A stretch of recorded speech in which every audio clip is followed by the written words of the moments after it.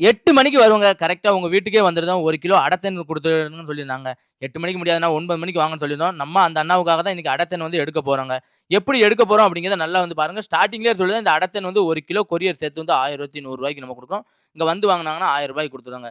இது என்ன அப்படின்னு பார்த்தீங்கன்னா, ஸ்மோக்கர். அதாவது தேனீக்களுக்கு ஒரு சின்ன மயக்கம் வரும். இந்த ஸ்மோக்கர் யூஸ் பண்ணாம பண்ணோம் அப்படின்னு பார்த்தீங்கன்னா, தேனீக்கள் வந்து அதிகமா கொட்டும். உள்ள வந்து என்னது வச்சிருக்கோம் அப்படின்னு பார்த்தீங்கன்னா, தேங்காய் நார் தாங்க. இதுக்கு பதில் வேற எதுவும் சாம்பிராணி, கற்பூரம் எதுவும் வைக்கக்கூடாது. இந்த தேங்காய் நார் வைக்கிறதுனால சின்ன மயக்கம் வருமே தவிர, தேனீக்களுக்கு வேற எந்த பாதிப்பும் வராதுங்க.